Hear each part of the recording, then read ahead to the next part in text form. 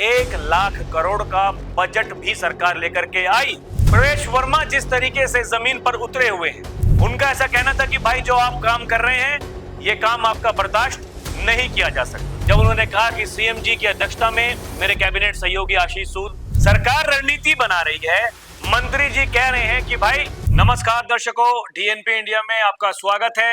मैं हूं आपके साथ राहुल चौधरी।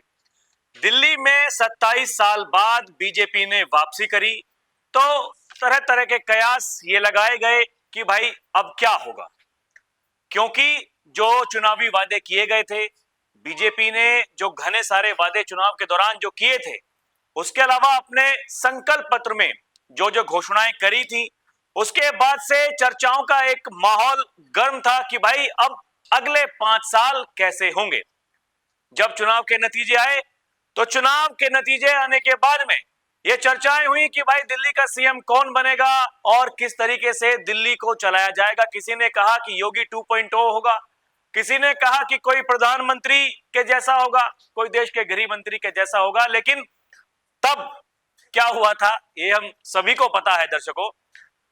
बड़े नाम की चर्चाएं जब जब होंगी दिल्ली में तो सीएम रेखा गुप्ता, क्योंकि वो सीएम है, इसके अलावा उनके जो मंत्री हैं प्रवेश वर्मा, उनके बारे में हर समय उनका नाम लिया जाएगा, उनके बारे में चर्चाएं होंगी।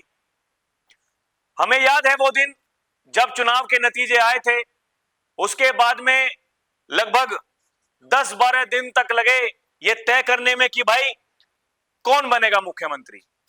बड़ी चर्चाएं थी, प्रवेश वर्मा दिल्ली के मुख्यमंत्री बनेंगे, लेकिन प्रवेश वर्मा तो दिल्ली के मुख्यमंत्री नहीं बने, रेखा गुप्ता बनी। ये उस दिन की तस्वीरें हैं, देखिए आप मेरे पीछे, ये सीएम रेखा गुप्ता और ये दिल्ली के जो मंत्री हैं प्रवेश वर्मा। ये आप तस्वीरें देख रहे होंगे। जो जिम्मेदारी दी गई प्रवेश वर्मा को, कहा जाता है कि नंबर 2 कद के नेता हैं और सबसे बड़ा जो जिम्मा है उनके नाम जो दिया गया है, जो उनको कहा गया है कि भाई आप काम करिए, उनको पीडब्ल्यूडी मंत्रालय दिया गया है, जल मंत्री वो हैं। और क्योंकि दिल्ली में सबसे बड़ा जो संकट का कारण है या फिर सबसे बड़ी जो समस्या है वो है दिल्ली में पानी की किल्लत, दिल्ली में बरसात के मौसम में जल भराव। हमें देखने को यह मिलता है कि हर बार ऐसा ही होता है। गर्मी में जब पानी की किल्लत होती है तो पानी के लिए सभी लोग लंबी लंबी लाइनों में लगे हुए होते हैं। उसके अलावा जब बरसात होती है तो जगह जगह पर जल भराव होता है। कुछ लोग ये कह रहे थे कि मुख्यमंत्री नहीं बने प्रवेश वर्मा तो नाराज हैं, पार्टी से नाराज हैं, सीएम से नाराज हैं, जो केंद्रीय नेतृत्व है उससे नाराज है। लेकिन प्रवेश वर्मा जिस तरीके से काम कर रहे हैं दिल्ली में दर्शकों, उस चीज को समझना पड़ेगा। वो लगातार जनता के बीच जा रहे हैं और उनकी समस्याओं को सुन रहे हैं। वो ये कह रहे हैं कि जो नहीं हुआ दिल्ली में वो अब होगा, और यही वो कारण है कि चर्चाओं में सीएम से ज्यादा अगर किसी का नाम रहता है तो वो प्रवेश वर्मा का रहता है। हालांकि सरकार मिलकर के एक साथ काम कर रही है, लेकिन प्रवेश वर्मा जिस तरीके से जमीन पर उतरे हुए हैं, जिस तरीके से वो काम कर रहे हैं और जिस तरीके से लोगों के बीच में जो जुड़ाव उनका है, वो अपने आप में दर्शाता है कि उन्होंने जो ठाना है कि भाई मुझे कुछ करके दिखाना है। ये जरूरी नहीं कि आज दिल्ली का सीएम मैं नहीं हूं, लेकिन केंद्रीय नेतृत्व को मुझे ये दिखाना है, भले ही मैं दिल्ली का सीएम ना हूं, लेकिन मेरा जो काम करने का तरीका है वो किसी सीएम से कम नहीं है। ये देखिए, आज ही उन्होंने कुछ ही देर पहले अपने सोशल मीडिया पर एक जानकारी दी है और उनका ऐसा कहना है कि दिल्ली को जल संकट से मुक्त करने की दिशा में रविवार 20 अप्रैल 2025 को 10 बजे मुख्यमंत्री सीएम रेखा गुप्ता जी के साथ 1111 जल टैंकर सेवा का शुभारंभ किया जाएगा। सभी टैंकरों में जीपीएस होगा, जिससे कि हर टैंकर की निगरानी कमांड सेंटर से होगी। ये देखिए, ये जो जीपीएस इनमें लगा होगा, ये टैंकर जो चलेंगे, और 1111 इनका शुभारंभ कल हो जाएगा। सबसे बड़ी समस्या जो दिल्ली में, मैं पहले भी बताया कि जो जल की समस्या है, पीने के पानी की जो समस्या है उसी के लिए ये काम हो रहा है।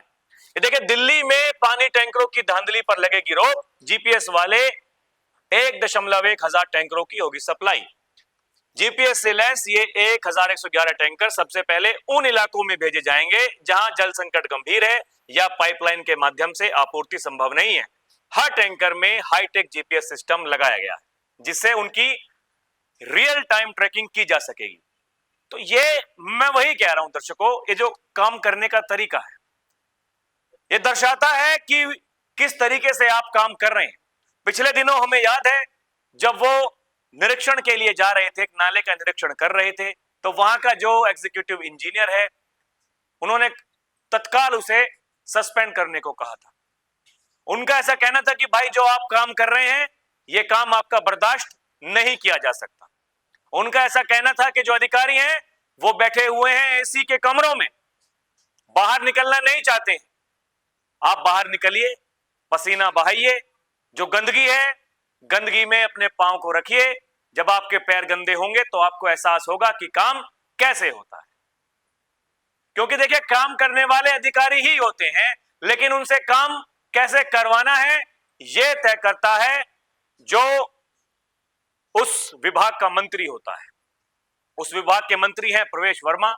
और देखिए, यही वो कारण है कि सबसे ज्यादा बड़ी जिम्मेदारी उन्हें दी गई और जिस तरीके से उस जिम्मेदारी को वो संभाल रहे हैं, उस अपने दायित्व को वो निभा रहे हैं, वो ये दर्शाता है कि जो नेता बनने की ललक वो उनके भीतर है।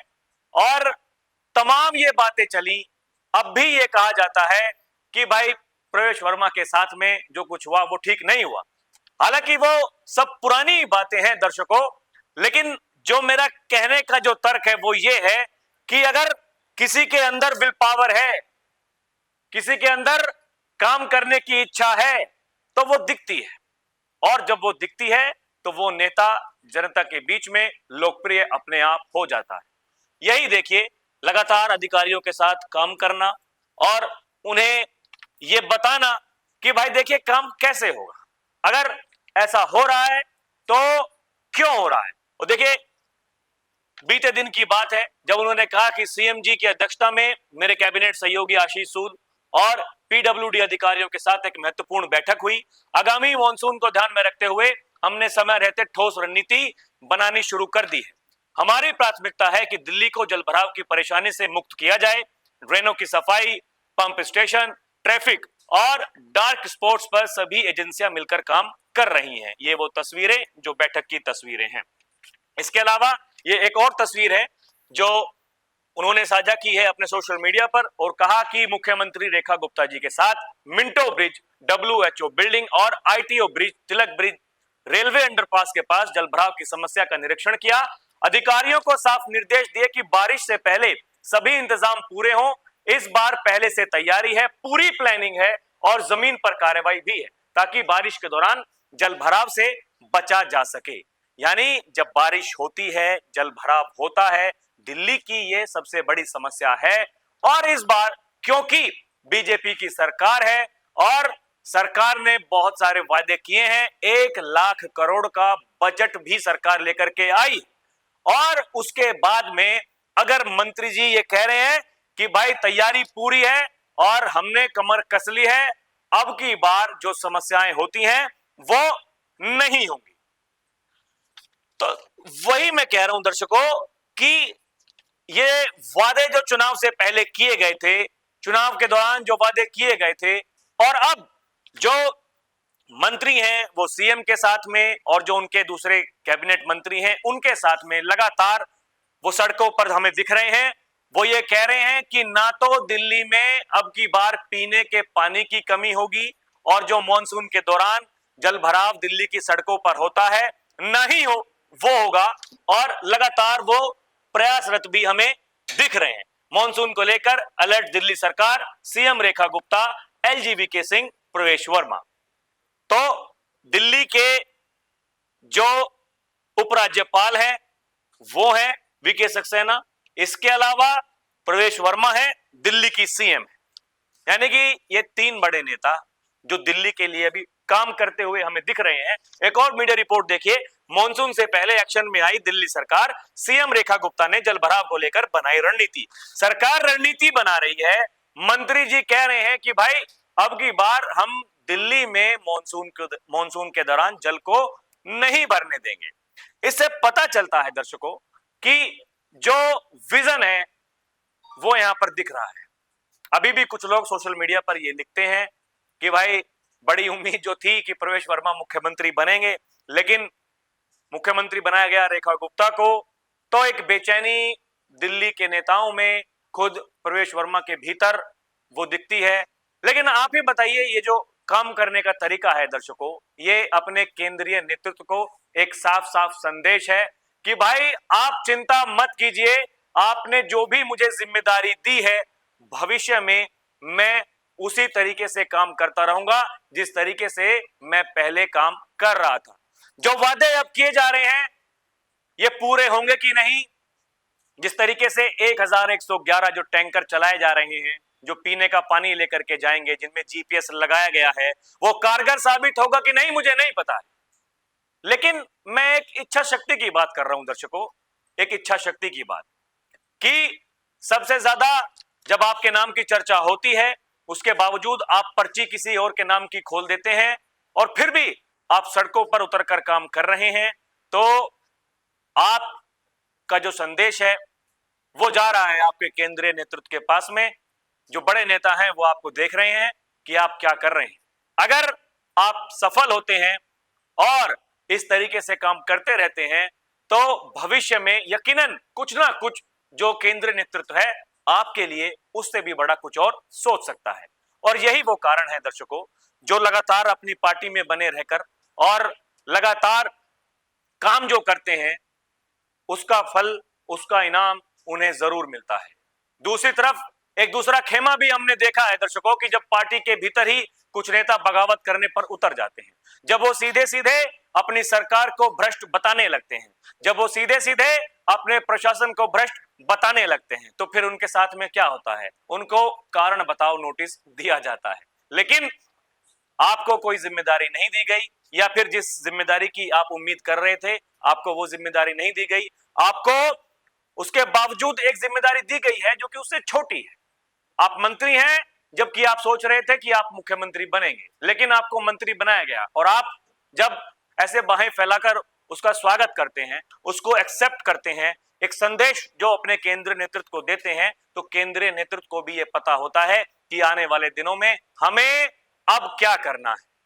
सवाल वही है दर्शकों कि दिल्ली में जो समस्याएं हैं दूर होंगी कि नहीं मुझे नहीं पता, लेकिन ये जो विल पावर है, जो काम करने का तरीका है, जो इच्छा शक्ति है, जो नीयत है, ये दर्शाती है कि आपके अंदर वो गुण हैं जो आपको महान बना सकते हैं। क्या होगा आगे उसका रहेगा इंतजार। अभी के लिए इतना ही। आप देखते रहें डीएनपी इंडिया, हर खबर भरोसे के साथ। नमस्कार।